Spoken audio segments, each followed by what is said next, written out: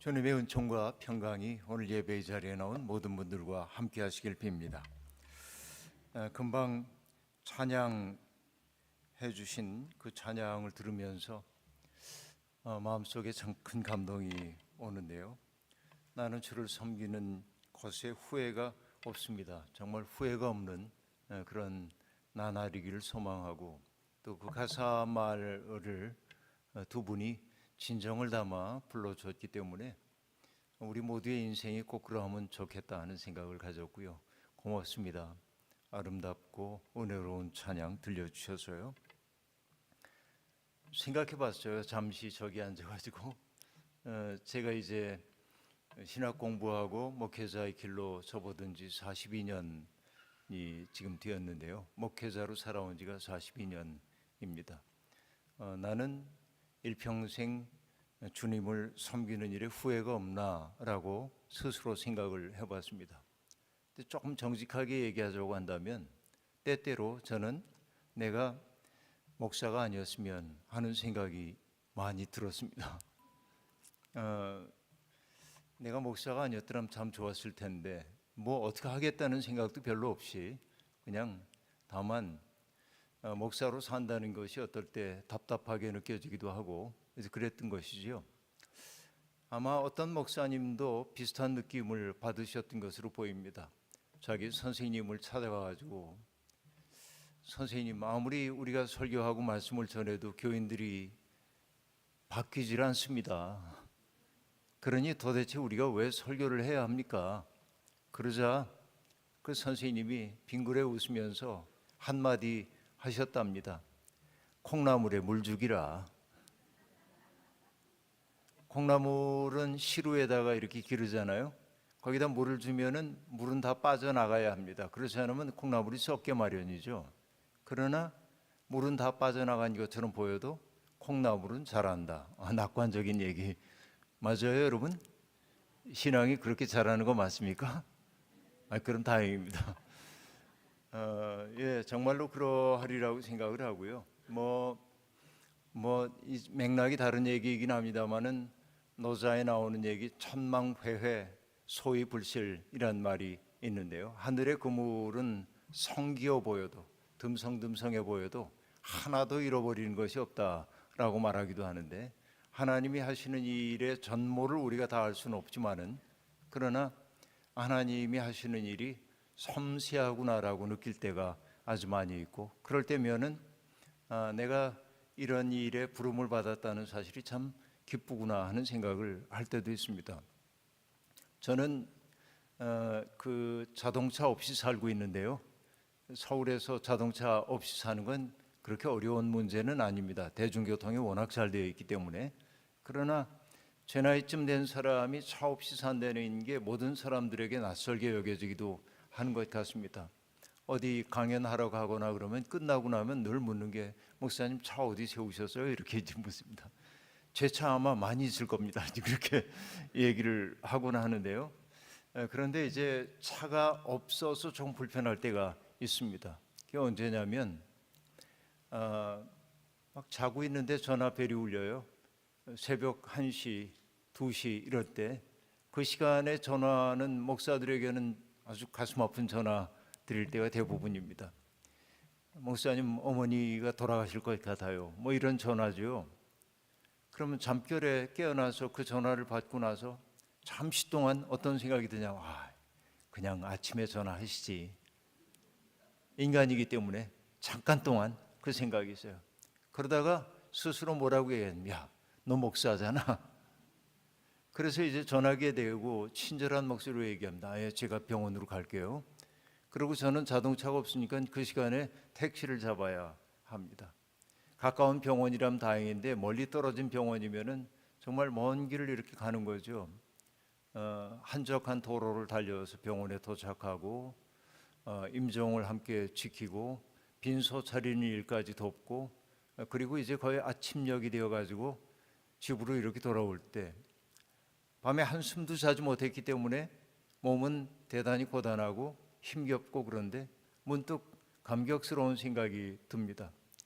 왜냐하면 인생의 가장 엄중했던 그 시간에 호명해야 할 사람으로 나를 떠올려줬다는 게 내가 그들의 인생에 이렇게 의미 있는 존재였나 하는 생각을 하게 되니까 감동스러운 거예요.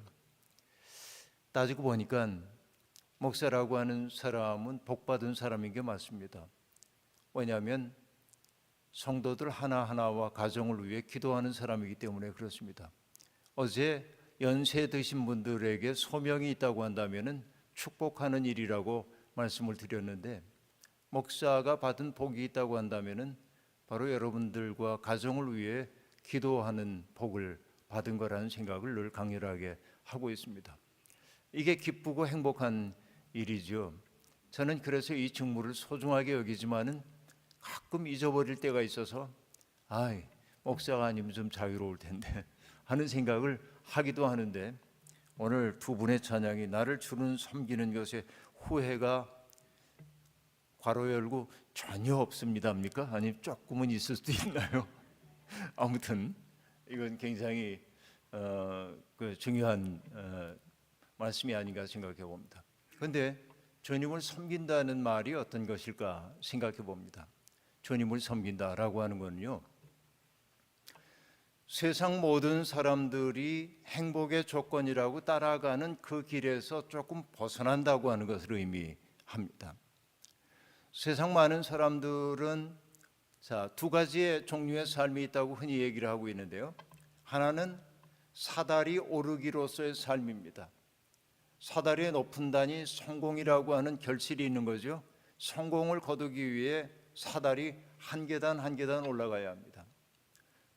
내 능력을 최대치로 발휘해 가면서 남들과의 경쟁에서 이겨내야 하고, 내가 윗자리로 가기 위해 위로 갈수록 좁아지는 사다리이기 때문에 위에 올라가고 있는 사람들을 때때로 끌어내리기도 해야 되고, 밑에서 올라오는 사람들을 올라오지 못하게 막기도 하면서 올라가죠.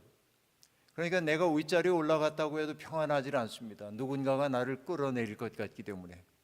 사다리 오르기로서의 삶은 경쟁을 내면화하고 사는 삶이고, 그리고 그 삶의 내용은 늘 불안한 거죠.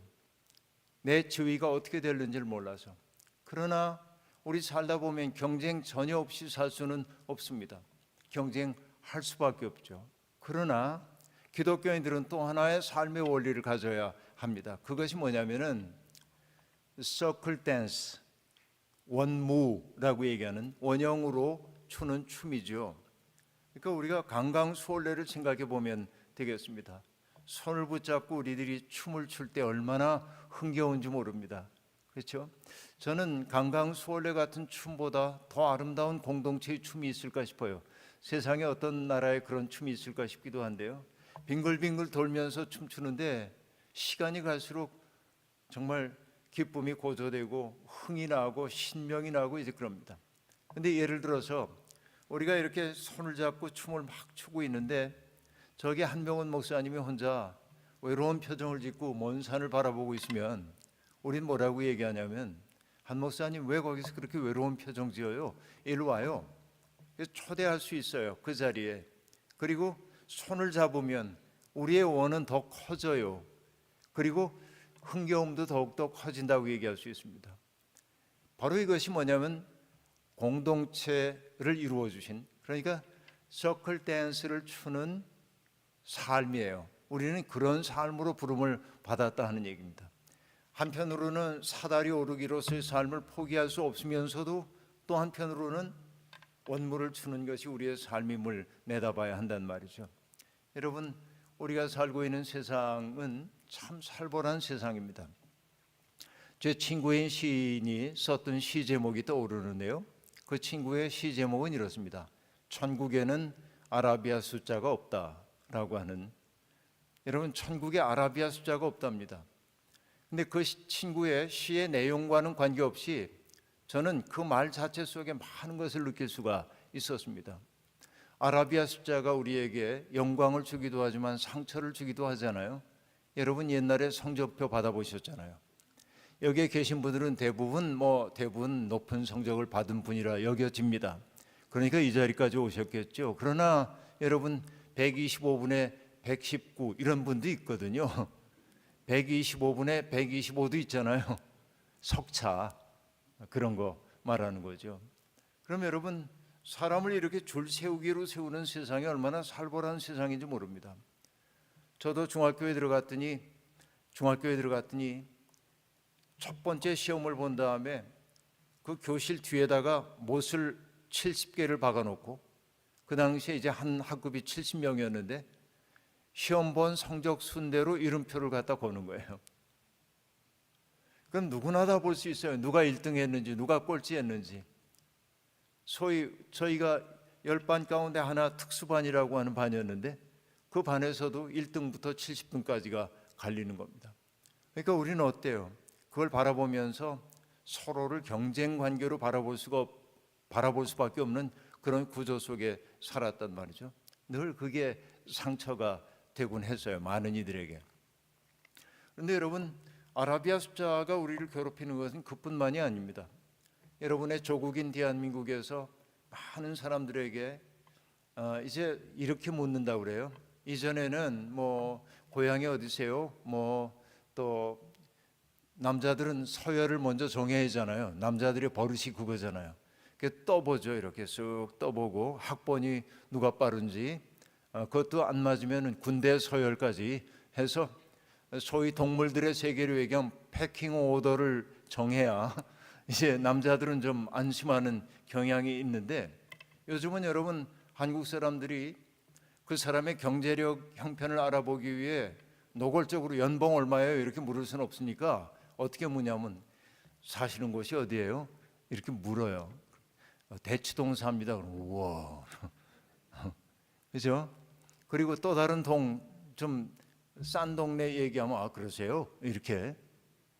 그러니까 여러분, 내가 살고 있는 아파트의 평수와 집값에 따라서 사람의 값이 매겨지는 것 같은 세상에 우리가 살고 있단 말이에요. 그런데 이것은 오늘날만의 문제가 아닙니다. 어린 왕자를 썼던 생텍쥐페리가 어린 왕자에서 하는 얘기가 있죠. 어른들은 참 이상하다는 겁니다. 학교에서 돌아오는 길에 아름다운 집을 보았다고 얘기하면서 지붕은 초록색이고요, 대문은 파란색이고요, 그리고 테라스에는 제라늄이 아름답게 피어있는 집을 보았어요. 이렇게 얘기하면 어른들은 무뚝뚝한 목소리로 얼마짜리인데 그렇게 묻는 거예요. 그러면 이제 어른들이 알아듣기 좋게 예를 들어서 30억짜리 집을 보았어요. 그럼 훌륭한 집을 보았구나 이렇게 말한다는 거죠. 그러니까 모든 것을 사람들은 아라비아 숫자로 환원해서 생각을 하는 거예요. 천국에 아라비아 숫자가 없다고 하는 그 얘기가 참 인간적으로 들리는 게 바로 그 때문이기도 합니다. 옛날에 여러분, 우리 평가할 때 옛날에는 수미양가로 평가를 했잖아요. 사람들을 평가할 때 여러분 대개 수 맞으셨죠? 못해야 우구 맞아요? 그러시리라고 생각합니다. 근데 여러분 가만히 생각해 보면 수라고 하는 건 뭐냐? 빼어날 숫자, 빼어나다. 우는 우수하다. 미는 아름답다. 양은 양호하다. 가는 가능성이 있어. 그런 거잖아요.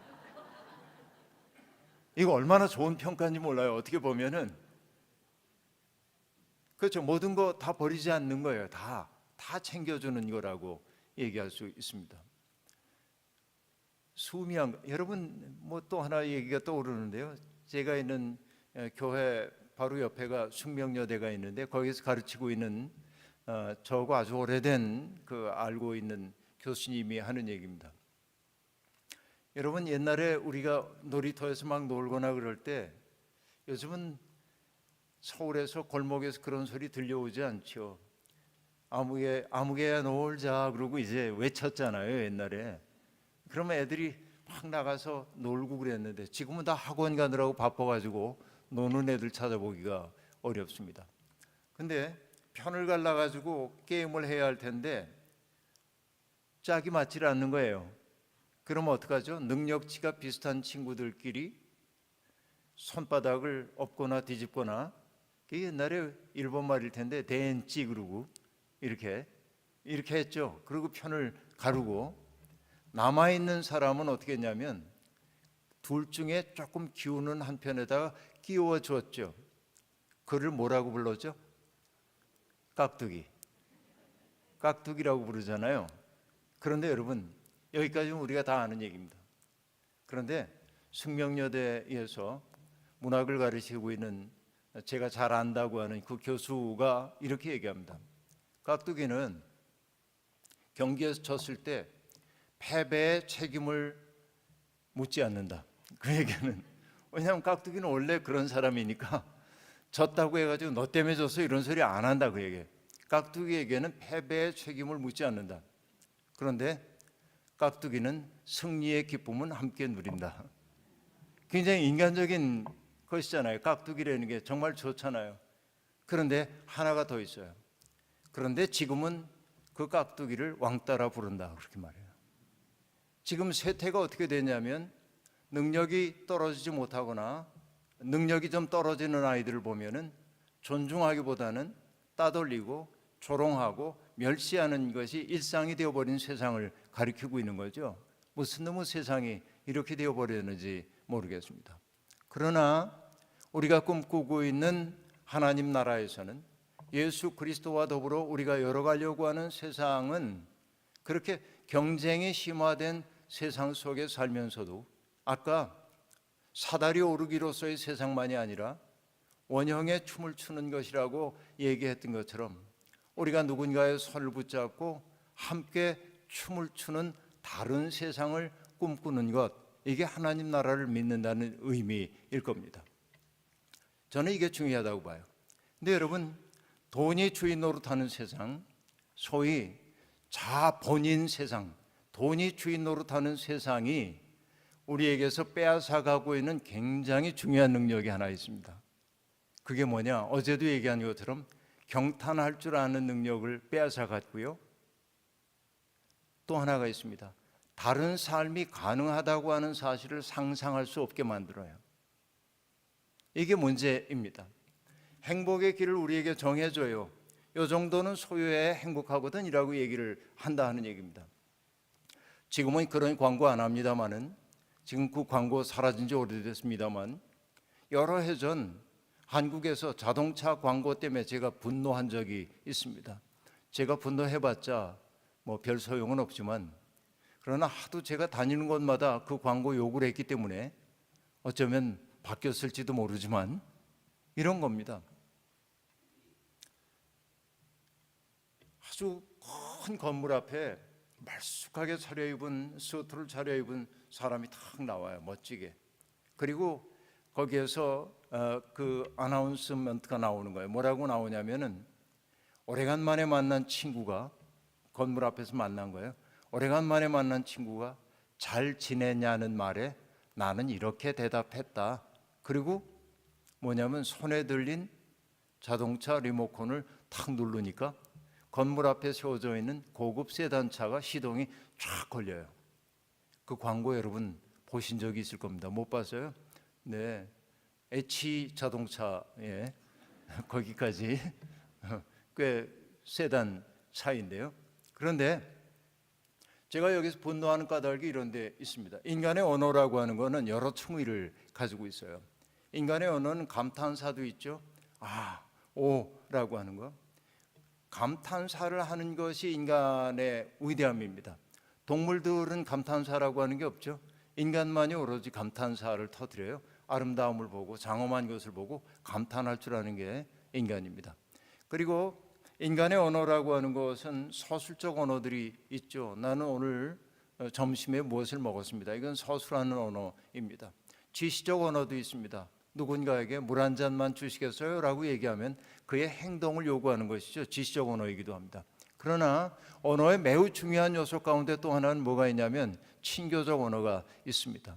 자, 금방 데이트를 하다가 이제 데이트하던 남녀가 이렇게 헤어져요. 집 앞에 가가지고 집까지 바래다 줬어요. 요즘도 그런지 모르겠습니다만 바래다 주고 금방 헤어졌어요.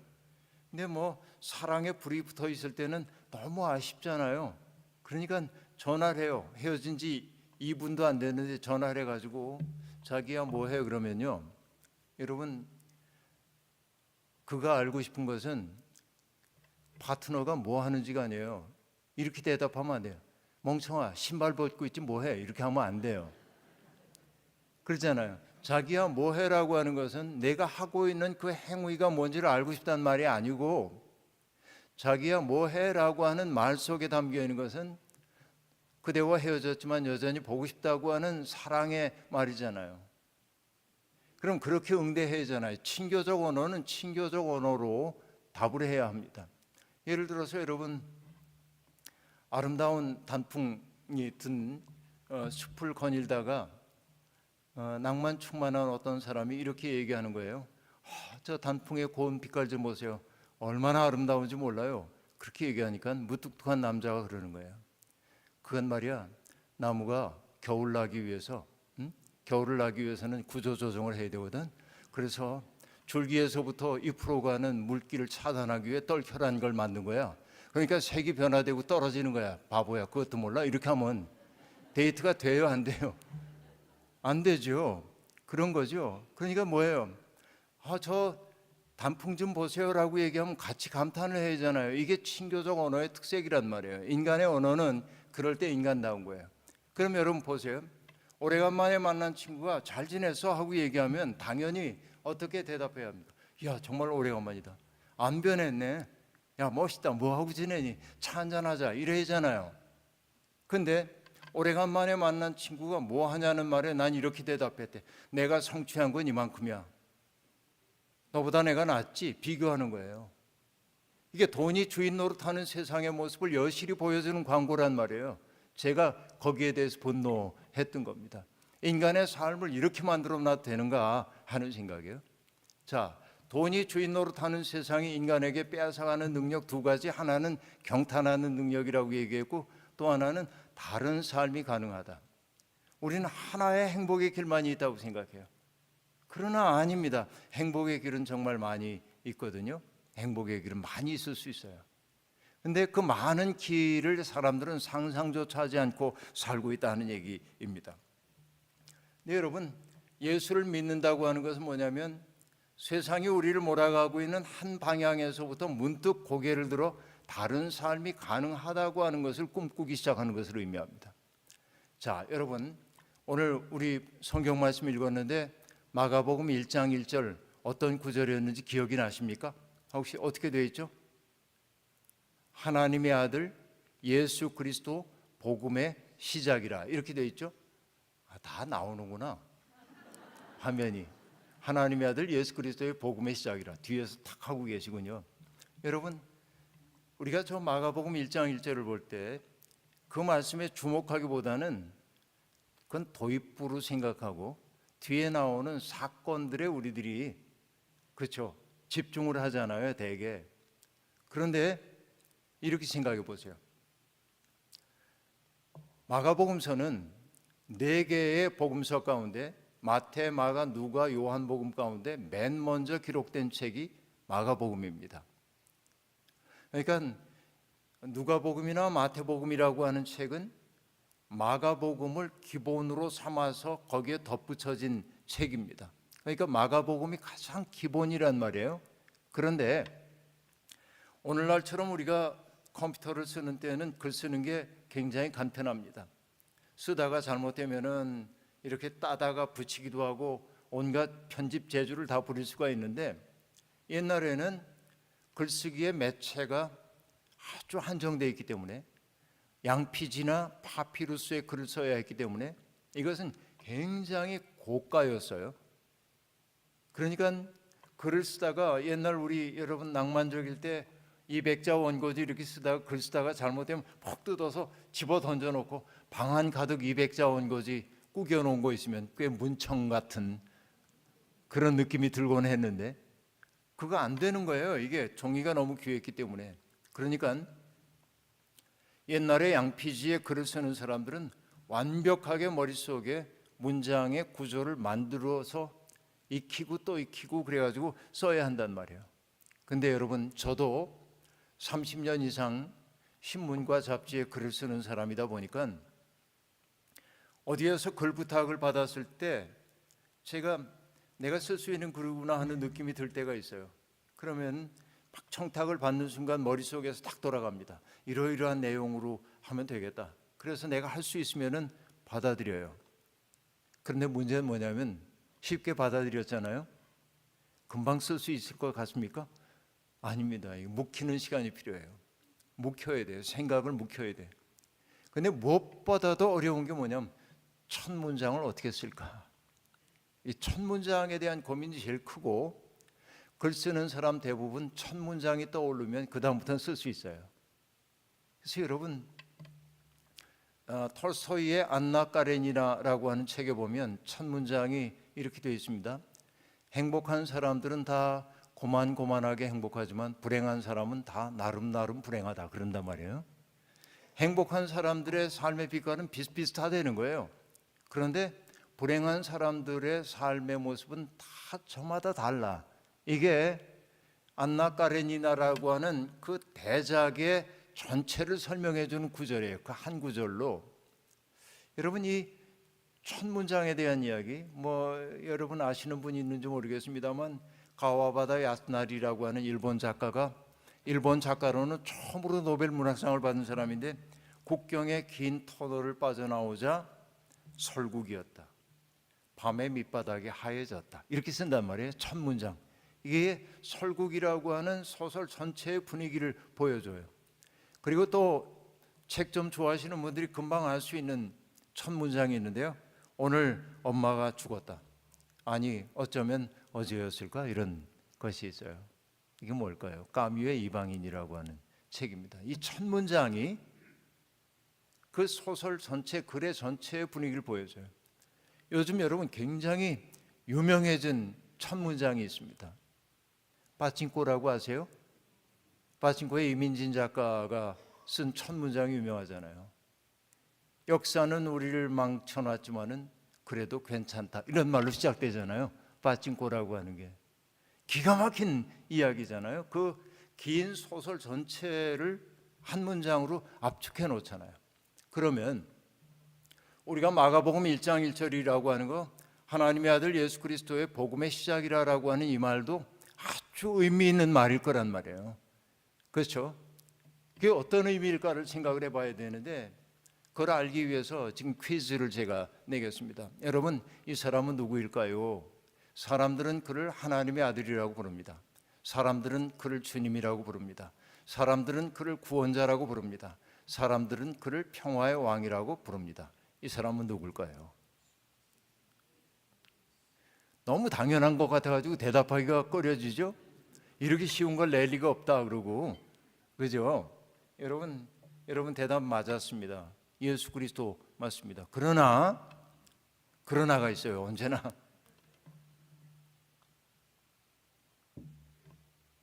금방 제가 얘기했던 모든 호칭을 최초로 받은 사람이 있습니다. 그 사람의 세속적인 이름은 옥타비아누스입니다. 혹시 옥타비아누스라고 들어보셨는지 모르겠습니다만은 잠시 설명을 해보겠습니다. 로마가 포에니 전쟁, 카르타고하고 로마 사이에 벌어졌던 3차에 걸친 포에니 전쟁이 끝난 다음에 로마는 내전 상태 속에 돌입하게 됩니다. 그래서 나중에 내전이 어느 정도 수습되면서 3명의 삼두 과두 체제가 형성되는데, 3사람이 함께 나라를 다스리게 되는데, 그 중에 하나가 제일 중요한 사람이 여러분도 아시는 줄리어스 시저입니다. 나중에 이 3사람이 함께 다스렸지만은 줄리어스 시저가 권력을 장악하고 독재관이 돼요. 딕타토르라고 하는 독재관이 이제 됩니다. 그러면서 이 사람이 연거푸 집정관이 되게 되자 로마가 귀족들의 나라, 공화국이 되어야 한다고 생각하는 귀족들이 줄리어스 시저를 시해하는 일이 벌어지죠. 그래서 셰익스피어의 희곡에서 여러분, 우리가 줄리어스 시저라고 하는 그 희곡을 통해 유명해진 문장이 있잖아요. 줄리어스 시저의 측근이었던 브루투스까지도 자기를 죽이는 일에 가담한 것을 알고 시저가 놀래가지고 했다는 말 있잖아요. 브루투스 너마저도 그런 말이죠. 그 유명한 말 들어보셨죠? 그게 셰익스피어 극에 나오는 얘기란 말이에요. 근데 그때가 언제냐면 주전 44년이었습니다. 줄리어스 시저가 시해를 당한 것이. 그러고 나니까 어지간히 평화를 찾고 있었던 로마가 또다시 내전 상태 속에 돌입하게 됩니다. 세 사람의 장군이 로마를 나누어 지배하게 되는데, 라피두스라고 하는 장군이 아프리카 지역을 다스리고요. 그리고 이제 안토니우스라고 하는 사람이 이집트를 비롯한 이 팔레스타인 지역을 다스리게 되고요. 그리고 로마를 다스리게 되는 것은 옥타비아누스라고 하는 19살의 젊은 무관이었습니다. 그런데 전쟁 경험이 가장 많았던 것이 안토니우스인데, 이 옥타비아누스라고 하는 사람이 하나의 자본이 있었어요. 그 자본이 뭐냐? 줄리어스 시저의 양아들이라고 하는 것이었습니다. 그러니까 사람들이 이 사람이 정통성 있는 사람으로 인정을 해줬어요. 지혜로운 사람이었기 때문에 옥타비아누스는 안토니우스와의 싸움을 자꾸만 미루어요. 이렇게 자기 세력을 키우기 위해서. 그리고 마침내 세력이 커졌을 때 싸움을 하게 됩니다. 전쟁을 벌이다 나중에 이제 악티움이라고 하는 곳에서 해전이 벌어졌는데, 결국은 클레오파트라의 도움을 받았던 안토니우스가 옥타비아누스에게 패배해버리고 맙니다. 그 유명한 클레오파트라의 코가 한 자만 낮았더라도 역사가 달라졌다고 하는, 그가 클레오파트라가 안토니우스의 아내였거든요. 그 클레오파트라의 적극적 후원을 받았음에도 불구하고 안토니우스는 패배하고, 그래서 그는 도피했다가 나중에 자살하고 마는데요. 이래서 주전 31년에 내전 상태 속에 빠져서 오랫동안 혼돈에 빠졌던 로마는 전쟁이 다 종식된 평화로운 세상이 되어버리고 맙니다. 그래서 원로원은 로마의 내전을 종식시킨 옥타비아누스에게 영예로운 호칭을 부여합니다. 그 이름이 뭐냐? 위대한 자라고 하는 뜻의 아우구스투스입니다. 그래서 성경에 보면 가이사 아구스토가 영을 내려 천하에 호적하라 했다 나오죠. 그 아우구스투스가 바로 옥타비아누스라는 말입니다. 위대한 자입니다. 그리고 지중해를 중심으로 해가지고 여러분 지중해권의 모든 나라를 다 다스렸기 때문에 그 지중해권의 모든 영토를 다스리는 주인이라고 해서 퀴리오스라고 해서 주님이라고 불렀어요. 주님. 그리고 이 옥타비아누스로 말미암아 전쟁이 끝났다고 생각했기 때문에 그들은 옥타비아누스를 평화의 왕 그렇게 불러서 팍스 로마나의 시대, 로마의 평화 시대가 열렸다고 얘기를 한 겁니다. 그리고 바바리안들, 항상 로마의 영토를 침입해왔던 바바리안들이 이제는 그 강력한 힘 앞에 어쩔 수가 없어서 깃발을 갖다 바치며 항복을 했기 때문에 그 옥타비아누스를 뭐라고 불렀냐면 구원자라고 불렀어요. 로마의 문명을 구원했다, 그런 얘기입니다. 근데 이 넓은 영토를 다 다스리려다 보니까 인간의 카리스마만으로 다스리기가 어려워요. 그래서 로마는 하나의 신화를 만들어냅니다. 그 신화가 뭐냐면 옥타비아누스는 알고 보니까 어머니는 인간이었지만은 그의 아버지는 아폴론 신이었다, 이렇게 신화를 만들어내요. 그래서 그를 뭐라고 부르냐면 Son of God 그렇게 부르는 거예요. 신의 아들. 그런데 여러분 1세기의 로마의 시인인 베르질리우스라고 하는 사람이 이 옥타비아누스의 찬가를 다 써요. 이렇게 금방 제가 얘기한 내용을 적어요. 그리고 맨 마지막에 이렇게 얘기합니다. 그래서 옥타비아누스가 태어난 몇 날 몇 월 며칠을 복음의 시작이라 한다, 이렇게 말해요. 복음이 헬라어로 유앙겔리온인데요, 유앙겔리온의 시작이래요. 그럼 여러분 여기 보세요.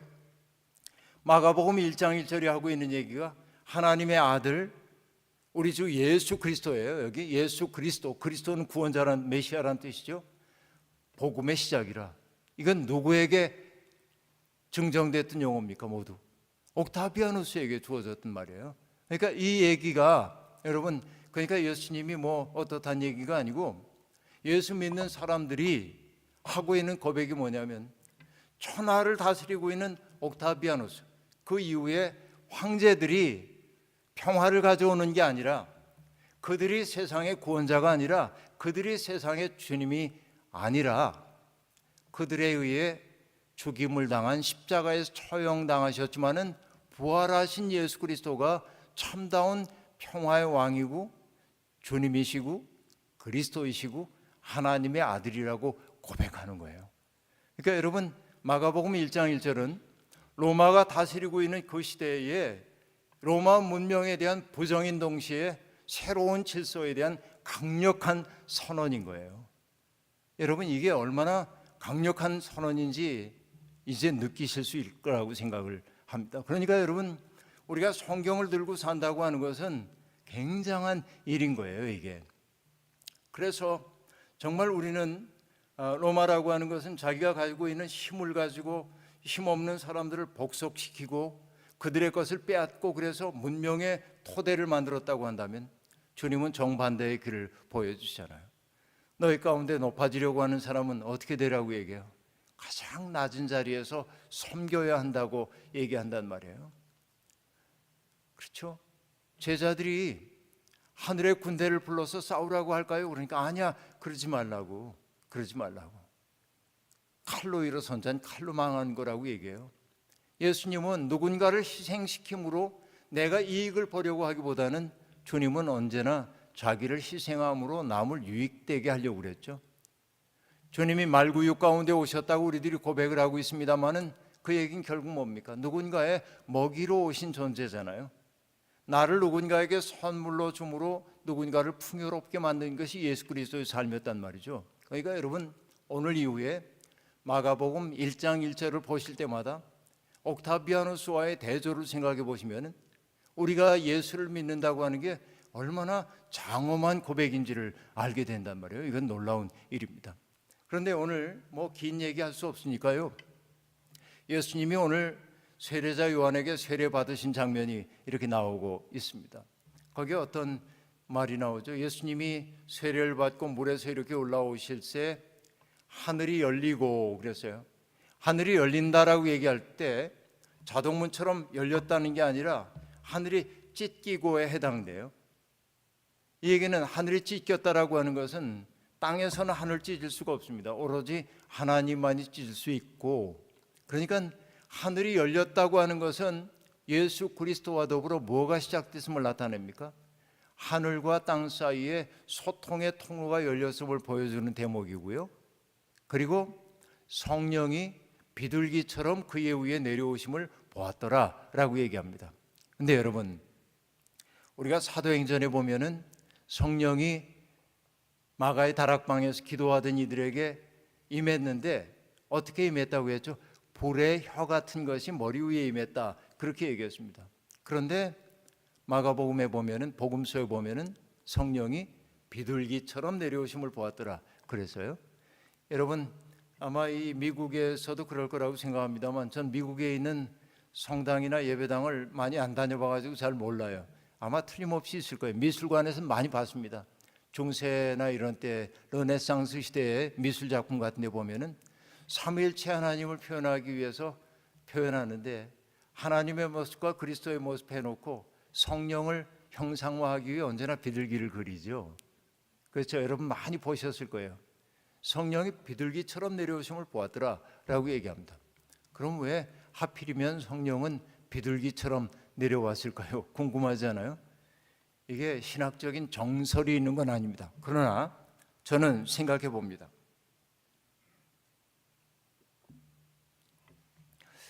여러분, 노아 홍수 시대에 하나님이 인간 지으신 것을 후회하셨잖아요. 사람이 어릴 때부터 생각하는 게 아주 부패하고 폭력적인 것을 보시고 하나님이 마음이 아팠어요. 그래서 하나님이 사람 만드신 것을 후회하시면서 할 수 없이 홍수로 세상을 멸절시키게 되었고, 여러분 아시다시피 노아와 그 가족만 방주에 들어가 살게 됩니다. 물이 불어났고요. 그리고 방주가 아라랏산에 걸렸을 때 노아는 방주문을 열고 처음에 비둘기를 날려 보냅니다. 그러자 비둘기가 날아다니다가 앉을 곳이 없어가지고 그냥 돌아옵니다. 그러자 노아는 아직 홍수가 끝나지 않았구나 생각하고 기다립니다.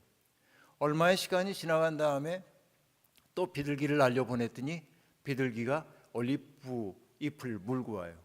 물이 빠지기 시작했음을 보여줘요. 그러나 비둘기가 돌아온 것으로 볼 때 홍수가 완전히 끝난 건 아닙니다. 그러자 세 번째 비둘기를 날려보내자 돌아오지 않았다. 이렇게 되어 있습니다. 물이 빠져서 홍수가 끝났고 새로운 역사가 시작됨을 보여주는 것이 비둘기 상징입니다. 그러면 예수 그리스도가 세례를 받고 위에 올라오셨을 때, 세례라는 게 물에 잠기는 것이니까 노아 홍수 시대를 연상시키는데, 옛사람이 죽는 것이 세례의 의미라고 할 때 주님이 올라왔을 때 하늘이 열리고 성령이 비둘기처럼 임했다는 것은 그리스도와 더불어 새로운 세상이 도래하고 있음을, 열리고 있음을 보여주는 거죠. 그 성령은 바로 그런 의미였을 겁니다.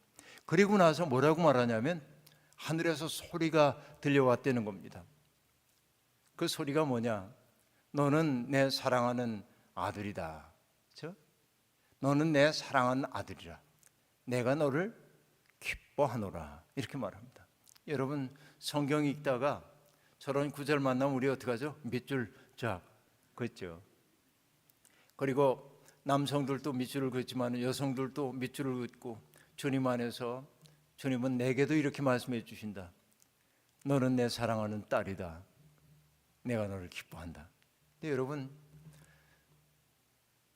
너는 내 사랑하는 아들이다 혹은 딸이다라는 말씀 주님이 들은 말씀이지만 주님 때문에 우리도 누리고 있는 기쁨인데 생각해 보면 우리가 주님의 사랑받을 만한 게 있을까 생각해 봅니다. 저는 자신이 없습니다. 제가 목사로 이 자리에 서 있긴 하지만 제 내면 속에 떠오르고 있는 것, 그런 것들이 여기에 투사된다고 한다면 차마 부끄러워서 설 수 없는 일도 있을 겁니다. 그렇죠. 정말로 누군가를 미워하지 말아야 하지만은 누군가를 내 마음속에 받아들일 수 없을 때도 있는 것이고 누군가를 미워할 때도 있고요. 우리 마음속에 그런 것들이 있죠. 오늘 새벽에 말씀드린 것처럼 하나님 오늘 저를 당신의 거처로 삼아 주십시오라고 우리가 기도하기로 했는데 주님을 모시기에는 내가 너무 부족한 존재인데도 하나님이 우리를 내 마음의 아픔을 내가 안다. 너의 부족함을 내가 안다. 우리가 쓰러지고 그래도 하나님은 못났다 그러지 않으시잖아요. 쓰러져도 그래 그게 인간이지. 하지만 난 널 믿어. 다시 일어나서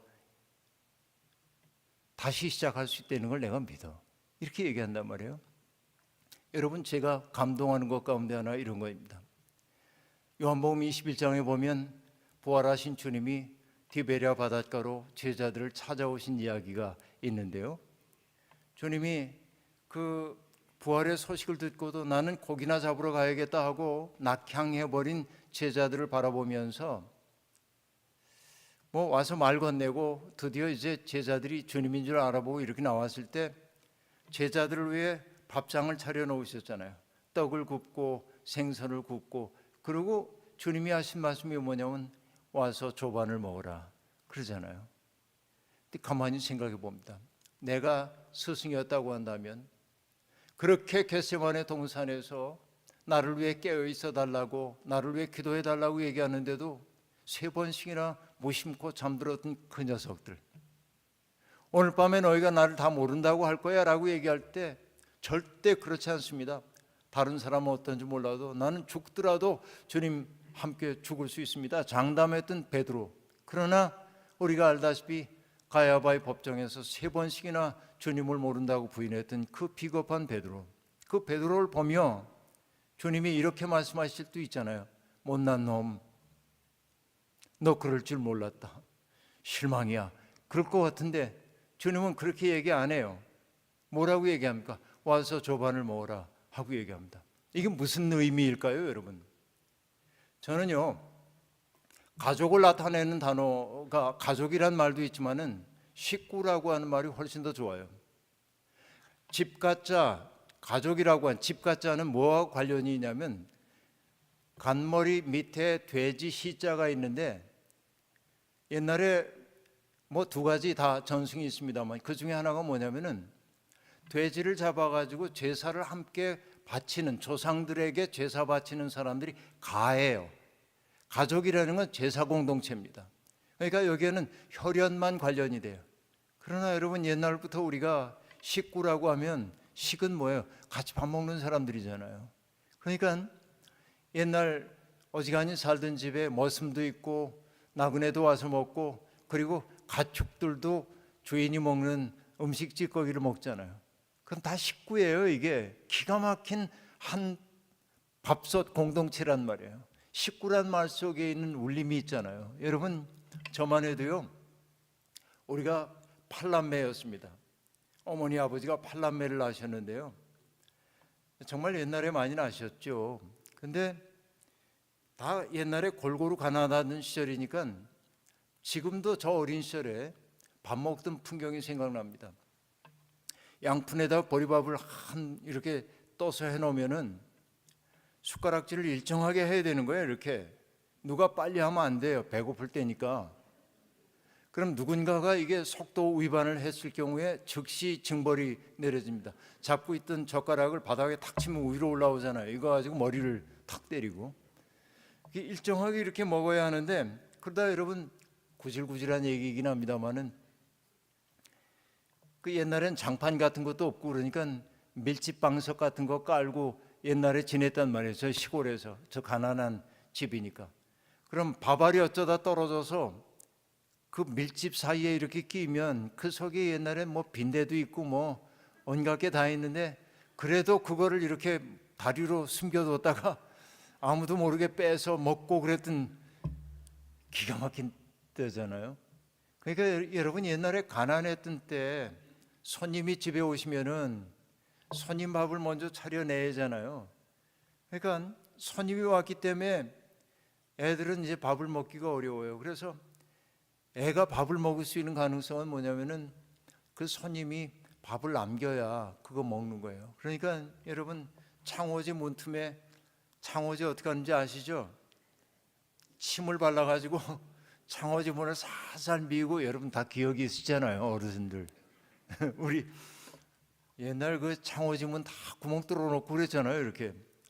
그리고 안을 들여다보고 있는 거예요. 이 손님이 밥을 좀 남겨야 내가 먹는데. 근데 애가 가만히 보고 있는데 이 손님이 밥을 먹다가 마침내 물을 갖다 마는 거예요. 애가 응 하고 그래요. 밥 말았어. 다 먹어버린 거예요, 손님이.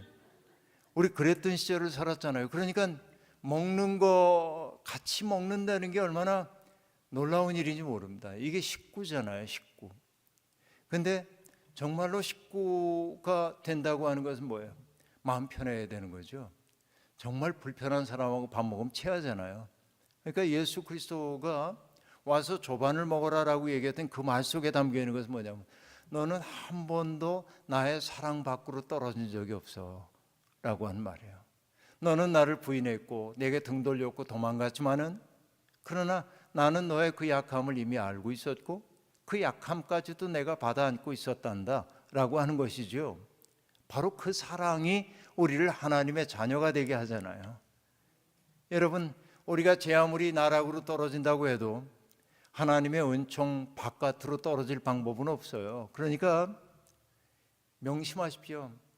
딸아, 아들아, 내가 너를 사랑한다. 아멘. 주여 감사합니다. 자격 없는 내가 하나님의 자녀가 되는 특권을 누렸습니다. 감사합니다. 근데 그 다음에 문제예요.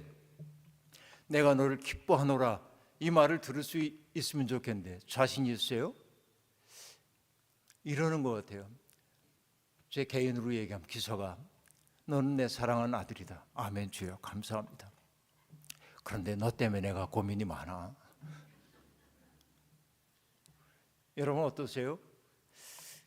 내가 너를 기뻐하노라라고 하는 것은 내가 내 속에서 즐겁다예요. 그러니까 예수 그리스도가 지금 하나님의 마음에 어떠냐면 하나님의 마음을 시원케 하는 자예요, 예수님이. 그럼 도대체 어떻게 예수님은 하나님의 마음을 기쁘게 하는 분이었을까라는 생각을 하지 않을 수가 없죠. 복음서를 가만히 살펴봅니다. 복음서 속에 소개되고 있는 예수 그리스도의 모습은 어때요? 병든 사람 보면 병든 사람들 고쳐주시고, 귀신 들린 사람 보면 귀신 내쫓아 온전하게 해주시고, 또 자기 스스로 죄인이라고 생각하면서 길을 못 피고 있는 사람들이 있으면 격려하고 그들이 생의 가능성을 꽃 피울 수 있도록 해주시잖아요. 이게 예수 그리스도잖아요. 근데 여러분, 병든 사람들, 고통받는 사람들, 자기 그늘 속에 갇혀 있는 사람들을 바라볼 때 예수님의 마음이 어떠셨냐면, 아유, 안 됐네, 어쩌다 이렇게 병들었어, 이게 아니에요. 여러분, 성경이 그들을 바라보는 예수님의 마음을 나타내는 말들이 이렇게 되어 있습니다. 예수께서 그 나병 환자를 보고 긍휼히 여기사, 또 누구를 보며 민망히 여기사, 불쌍히 여기사, 이런 말들이에요. 근데 여기에 대표적으로 사용되고 있는 단어는 어떤 단어냐면 스프랑크니조마이라고 하는 헬라어가 있는데, 그 말은 창자를 뜻하는 스프랑크논이란 말에서 비롯돼요. 여러분, 우리도 내 자식들이 어떤 어려움을 겪게 되면 여러분 어떻습니까? 아, 그 자식 안 됐네, 안 그러잖아요. 내 애간장이 다 끓는 것 같잖아요. 내가 죽을 것 같이 고통스럽잖아요. 그 애간장이라고 얘기할 때 애라고 하는 게 창자를 뜻하는 순수한 말인데, 그러니까 예수 그리스도가 고통받는 사람들을 바라볼 때의 마음이 어떠냐면 참 안 됐다, 아유, 이게 아니고 애간장이 끓는 마음으로 바라보신 거예요. 이게 그리스도의 마음이에요. 여러분, 우리가 그리스도를 믿는다고 하는 것은 그 마음을 우리가 얻기 위한 거예요. 그 마음과 일치되기 위해 우리들이 그리스도를 믿는 거예요. 그러니까 하나님이 보실 때 예수 그리스도가, 여러분, 세상에 존재하는 모든 사람들이 다 하나님의 형상이잖아요. 하나님에게 정말 귀한 존재들이잖아요. 여러분 한 분 한 분이 그러한 것처럼. 그런데 하나님은요, 정말 가만 내버려도 제 몫을 단단히 하는 사람을 바라보면은 기뻐하셔요. 와, 참 좋다, 내 몫을 해주니 참 고맙다. 그런데 하나님은 어떤 사람을 보면 마음 아플까요? 길을 펴지 못하고 자기에게 주어져 있는 생명의 몫을 다 살지 못하고 짓눌려 지내는 사람을 보면 하나님 아버지인데, 그죠? 마음 아플 거 아니에요. 그래서 하나님은 그들을 격려하기를 원하시는 분이란 말이죠. 예수 그리스도가 바로 그 하나님의 마음을 알아차리는 거예요. 그래서 하나님에게 하나님의 마음이 아프겠다 느끼는 그 사람들을 정말 사랑의 마음으로 대한 거예요. 이게 예수 그리스도의 그 병자들을 사랑하고 귀신 들린 사람을 사랑했던 마음이에요. 하나님은 그런 예수님을 보고 기뻐하셨던 것이죠. 근데 여러분, 귀신 들린 사람을 내쫓는 것도 똑같습니다. 귀신 들린 사람들을 보면요, 여기 컵이 하나 있습니다. 왜 귀신 들린 사람이 옛날에 그렇게 많았을까요? 생각해 보면요, 이 컵을 제가 이렇게 들고 있어도 여러분 걱정 안 되시잖아요. 내가 손 빌까 봐 염려 안 되죠. 둥글고 원만한 것은 손을 벨 염려가 없습니다. 근데 제가 부주의하게 떨어뜨려 가지고 돌 같은 데 떨어뜨리면 깨질 거 아니에요. 이게 모든 깨진 것은 모서리가 있습니다. 모든 깨진 것은 날카로운 데가 있어요. 여러분, 성경이 얘기하는 귀신 들림은 정말 우리가 생각하는 그 고스트에 들린 것일 수도 있지만은 어떤 외적 타격에 의해서 그 마음의 통전성, 마음의 통일이 깨져버린 상태인 경우가 많아요. 그러니까 로마에 의해서 수없이 많은 사람들이 죽임을 당하는 그 일들을 바라봤을 때, 여러분, 사람들이, 내 가족들이 참담하게 죽는 그 모습을 봤던 사람들이 견디다 못해가지고 정신줄 놓치는 경우가 많이 있었고, 바로 이게 귀신 들린 사람 그렇게 많았는데, 성경은 그래서 뭐라고 말하냐면은 그 귀신 들린 사람들이 얼마나 사나웠던지 그 앞으로 지나갈 수도 없다고 얘기했어요. 왜? 깨진 마음은 늘 누군가에게 상처를 주도록 되어 있기 때문에 그렇습니다. 그리고 그 마음은 자기도 학대하도록 되어 있죠. 그래서 귀신 들린 사람이 물 가운데도 자기를 던지고 불 가운데도 자기를 던졌다고 하는 말이 등장하잖아요. 근데 우리는 그런 이들을 보면 어떻습니까? 불길해, 멀리 해야 돼, 위험해, 물러나잖아요. 그러나 주님은 그러지 않으셨습니다. 그들도 주님이 사랑하셔야 할 대상으로 봤던 것이죠. 사랑으로 감싸 안았어요.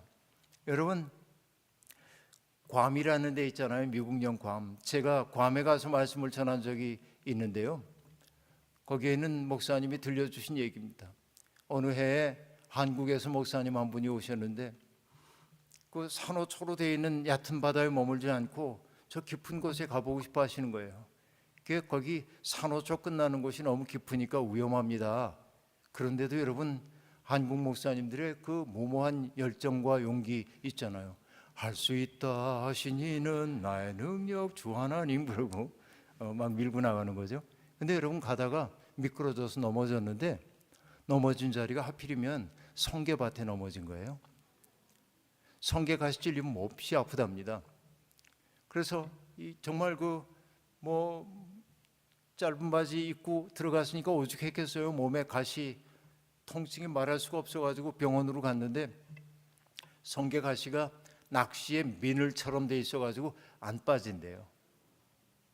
그러니까 핀셋 가지고 의사가 뽑아보려고 그러는데 똑똑 부러지기만 하고 안 나와. 살에 박힌 게.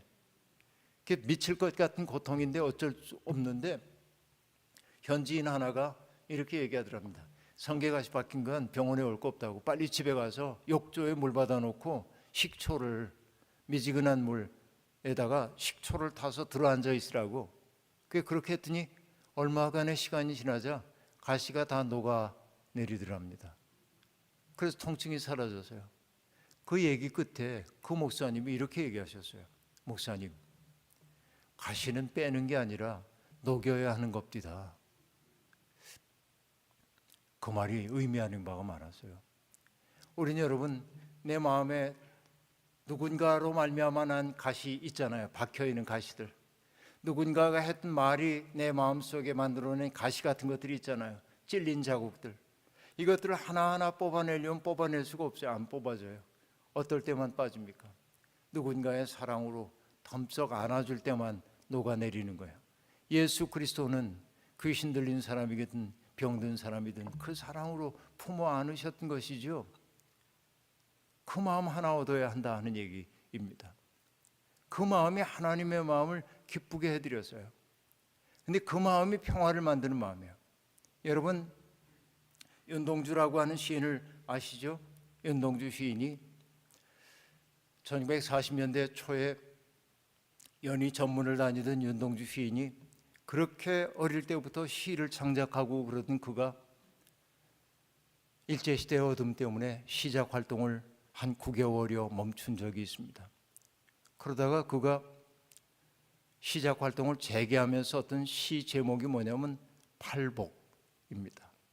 팔복이 뭔지 여러분 아시죠? 심령이 가난한 자는 복이 있나니 천국이 저희 것이며로 시작되는 그 팔복의 말씀인데, 윤동주의 팔복은 이렇게 시작됩니다.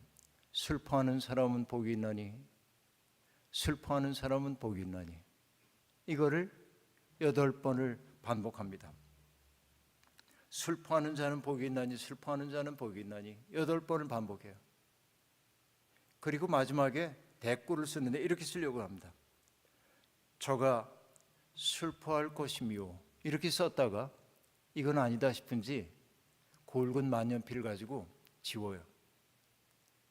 그 옆에다가 저가 위로를 받을 것이며, 이렇게 썼다가 또 지워요. 망설이고 있는 거죠. 그 옆에다가 저가 슬퍼할 것이며라고 다시 쓰고, 그것도 아니었다고 생각하는지 저가와 슬퍼할 사이에 꼭새를 이렇게 만들고 거기에다가 영원히 그렇게 써요. 저가 영원히 슬퍼할 것이며 라고 씁니다. 보일 리가 없지만 이게 원고입니다. 여기에 그 6필 원고가 여기에 있는데요. 보일 리는 없지만 이걸 보면서 여러분, 이게 팔복이라고 하는 제목을 달고 있는데 영원히 슬퍼할 거라고 하는 이 얘기를 보면서 어떤 분은 윤동주가 자기 시대의 어둠에 지쳐서 믿음을 잃어버렸기 때문이라고 얘기했어요. 슬픔에 빠져버려 말았다고, 슬픔 속에 침륜되었다고 얘기합니다. 그러나 그는 종교성의 본질이 무엇인지를 전혀 알지 못하는 사람입니다. 저는 이것을 깊은 감동으로 이해합니다. 왜 그러냐면 여러분, 인간은 저마다의 우물에서 슬픔을 퍼서 올려서 사는 거거든요. 이농 목사님의 슬픔이 있고 김기성 목사의 슬픔이 있고 한명훈 목사님의 슬픔이 있고, 그렇죠. 저마다의 우물에서 내 우물의 슬픔에 겨워 살고 있는 거예요. 그렇죠. 개별적인 슬픔이에요. 그런데 슬픔의 지층으로 깊이 들어가고 보면 그 지하 수맥 속에서는 다 통한단 말이에요. 물들이 내 우물이 그 지하 수맥에 연결되어 있기 때문에 다 통하는 거예요.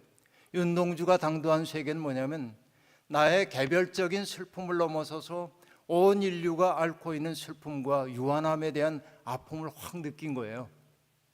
그러니까 그 슬픔 속에 있고 보니까는 연민의 마음으로 사람들을 대하지 않을 수가 없는 거예요. 세상에 존재하는 모든 것들을 사랑하지 않을 수가 없는 거예요. 그래서 그 마음이 너무도 귀하게 여겨져서 윤동주가 그 다음에 쓴 시가 유명한 십자가라고 하는 시입니다. 쫓아오던 햇빛인데 지금 교회당 꼭대기 십자가에 걸렸습니다. 첨탑이 저렇게도 높은데 어떻게 올라갈 수 있었을까요? 그리고 말하죠. 종소리도 들려오지 않는데. 왜 종소리가 들려오지 않았냐면 일제시대에 여러분 교회의 모든 종들이 전쟁 물자로 공출되어 있기 때문에 예배당의 종들까지 다 뛰어가 버리고 말아서 종탑만 있을 뿐 종은 없는 거예요. 종소리조차 들려오지 않는 거예요. 그래서 할 일 없이 휘바람이나 불며 서성거리다가 문득 생각이 떠오릅니다. 뭐라고 말하냐면 괴로웠던 사나이 행복한 예수 그리스도에게처럼 내게도 십자가가 허락된다면. 자, 여기 보면 십자가를 지는 것은 행복한 일 아니죠. 그래서 괴로웠던 사나이예요. 그러나 행복해요. 왜? 예수 그리스도는 온 인류의 슬픔과 고통을 당신 속으로 받아 안는 하나님의 마음에 당도했기 때문에 그래요. 그래서 그분처럼 나에게도 십자가가 허락된다면, 그 영광이 내게도 주어진다고 한다면 꽃처럼 피어나는 피를 어두워가는 하늘 밑에 조용히 흘리겠습니다 라고 말하잖아요.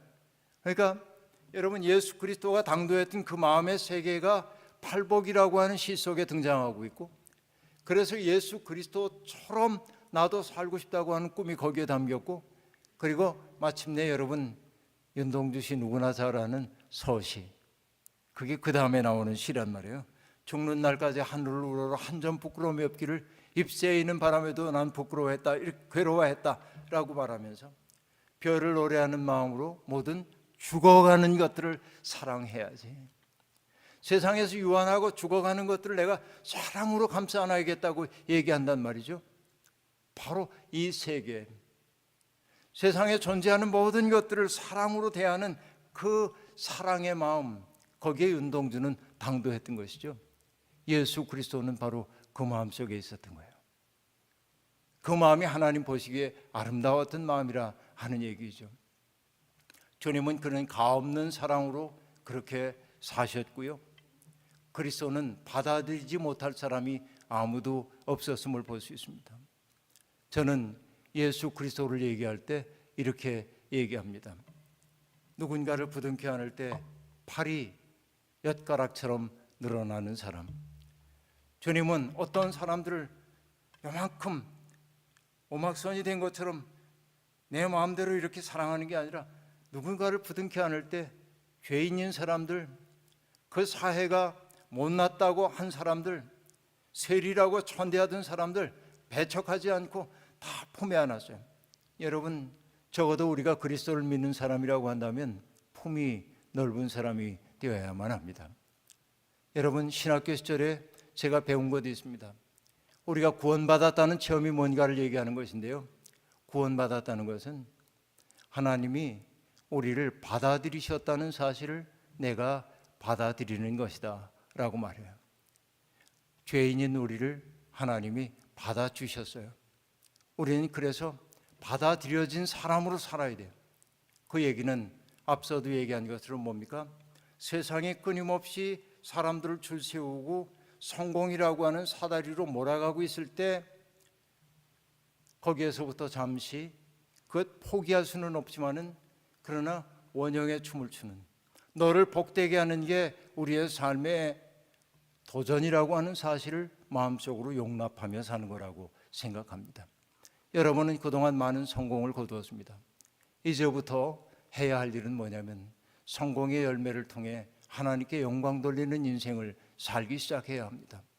오늘 원 밖에서 울고 있는 사람이 있는지를 봐야 합니다. 원 밖에서 외로워하고 있는 사람이 있는지를 살펴보아야 할 때입니다. 그리고 우리 시대에 어려움을 겪고 있는 사람들 곁으로 다가가는 그런 마음이 우리 속에 열려야 할 줄로 믿습니다. 여러분 잊지 마십시오. 하나님이 여러분 사랑하십니다. 그러나 우리의 목표는 또 있습니다. 하나님이 우리 속에서 기뻐하시는 삶, 그 삶으로 여러분 무르익어 가기를 주의 이름으로 축원합니다. 자비로우신 하나님, 오늘도 부족한 종을 세우셔서 하나님의 말씀을 전하게 해주셨으니 감사합니다. 우리는 세속의 질서에 떠밀려가는 사람들이 아니라 세속의 질서를 거슬러가며 하나님 나라를 꿈꾸는 사람들입니다. 표대이신 예수 그리스도를 바라보며 나아가는 우리의 삶의 길, 주님 복을 내려 주옵소서. 우리의 마음속에 누군가를 사랑하는 사랑의 샘물이 고갈되지 않게 도와주시고 그리스도를 닮으려고 하는 열정이 줄어들지 않도록 우리와 동행해 주옵소서. 예수님의 이름으로 기도하옵나이다. 아멘.